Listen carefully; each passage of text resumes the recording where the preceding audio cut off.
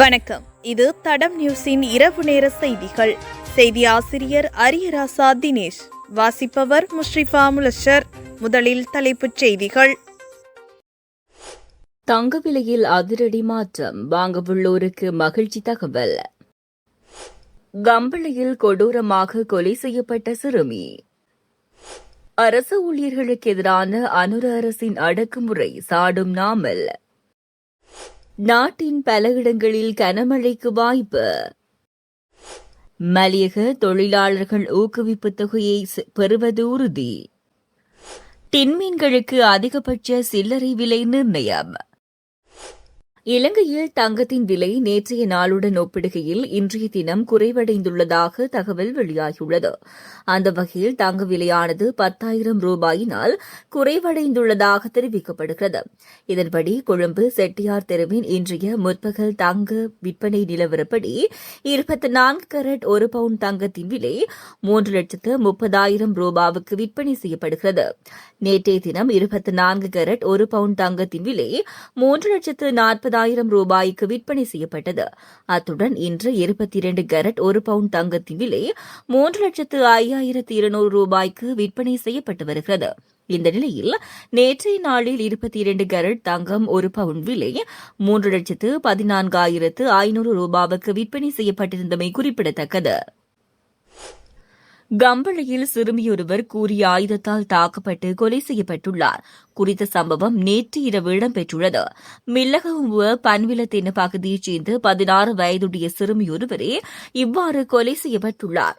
சம்பவம் தொடர்பில் மேலும் தெரிய வருகையில், கம்பளை காவல் பிரிவுக்குட்பட்ட மில்லகவுவில பன்விலத்தின பகுதியில் உள்ள வீட்டில் சிறுமி சடலமாக மீட்கப்பட்டுள்ளார்.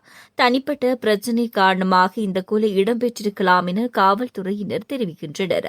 சந்தேக நபர் அடையாளம் காணப்பட்டுள்ள நிலையில் அவரை கைது செய்வதற்கான நடவடிக்கை எடுக்கப்பட்டுள்ளதாக தெரிவிக்கப்பட்டுள்ளது.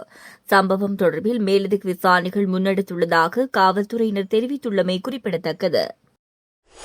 தேசிய மக்கள் சக்தி அரசாங்கம் அரசு ஊழியர்களுக்கு எதிராக கடுமையான அடக்குமுறைகளை கையாள்வதாக ஸ்ரீலங்கா பொதுஜன பெரமுனவின் நாடாளுமன்ற உறுப்பினர் நாமல் ராஜபக்சே தெரிவித்துள்ளார். கண்டி ஸ்ரீ தலதா மாளிகையில் வழிபாடுகளில் ஈடுபட்ட பின்னர் ஊடகங்களுக்கு கருத்து தெரிவித்த போதே அவர் இந்த விடயத்தை குறிப்பிட்டுள்ளார். இங்கு அவர் மேலும் தெரிவிக்கையில், நாட்டின் தற்போது சவால் மிகுந்த காலகட்டம் ஏற்பட்டுள்ளது. இந்த காலப்பகுதியில் பொதுமக்கள் பொறுமையாக செயற்பட வேண்டும். அத்துடன் இலங்கை காவல்துறையானது முற்றிலும் அரசியல்மயமாக்கப்பட்டுள்ளது. அரசு ஊழியர்களுக்கு எதிரான கடுமையான அடக்குமுறையை அரசாங்கம் கையாளுகிறது. இந்த விடயங்களின் அடிப்படையில் எதிர்வரும் 21ஆம் தேதி நுகேகுடையில் நடைபெறவுள்ள பேரணியில் அனைத்து மக்களும் ஒன்றிணைந்து கலந்து கொள்ள வேண்டும் என நாமல் ராஜபக்சே கோரிக்கை விடுத்துள்ளார். இலங்கைக்கு கிழக்காக வளிமண்டலத்தின் தாழ்மட்டத்தில் தளம்பல் நிலை தொடர்ந்தும் நிலை கொண்டுள்ளது என வளிமண்டலவியல் திணைக்களம் தெரிவித்துள்ளது. இதன் காரணமாக வடக்கு கிழக்கு மற்றும் வடமத்திய மாகாணங்களில் அடிக்கடி மழை அல்லது இடியுடன் கூடிய மழை பெய்யக்கூடும். வடக்கு மற்றும் கிழக்கு மாகாணங்களின் சில இடங்களில் 100 மில்லிமீட்டர் வரையிலான பலத்த மழை பெய்யக்கூடும். நாட்டின் ஏனைய பிராந்தியங்களின் பல இடங்களில் பிற்பகல் 1 மணிக்கு பின்னர் மழை அல்லது இடியுடன் கூடிய மழை பெய்யக்கூடும். ஊவா மாகாணத்திலும் அத்துடன் ஹம்பாந்தோட்டை மாவட்டத்திலும் காலை வேளையிலும் மழை பெய்யக்கூடும். மத்திய சப்ரகமுவ, மேல், தென் மற்றும் ஊவா மாகாணங்களின் சில இடங்களில் 75 மில்லிமீட்டரிலும் கூடிய ஓரளவு பலத்த மழை பெய்யக்கூடும். சில இடங்களில் அதிகாலை வேளையில் பனிமூட்டம் காணப்படும். பலத்த காற்று, மின்னல் தாக்கங்களுடன் ஏற்படக்கூடிய சந்தர்ப்பங்களில் பொதுமக்கள் அவதானத்துடன் செயற்படுமாறு கேட்டுக் கொள்ளப்படுகின்றனர்.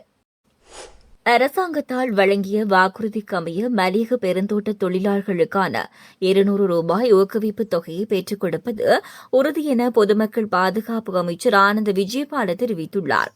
எனினும் அரச நிதியை மோசடி செய்து நாட்டை வங்குரோத்து நிலைக்கு தள்ளியவர்களே மலிக பெருந்தோட்ட தொழிலாளர்களுக்கு வேதனம் வழங்குவதை எதிர்க்கின்றனர். அதேவேளை அரசாங்கத்துக்கு எதிரான போராட்டம் எதிர்க்கட்சியினருக்கு எதிரான போராட்டமாகவே மாறும் எனவும் அவர் கூறியுள்ளார். மேலும் மக்களுக்கு அரசாங்கம் வழங்கிய வாக்குறுதிகளை நினைவுபடுத்த எதிர்வரும் 21ஆம் தேதி அரசாங்கத்தை வீழ்த்தும் போராட்டத்தில் ஈடுபடுவதாக எதிர்க்கட்சியினர் குறிப்பிடுவது விந்தையாக உள்ளதாகவும் சுட்டிக்காட்டியுள்ளார்.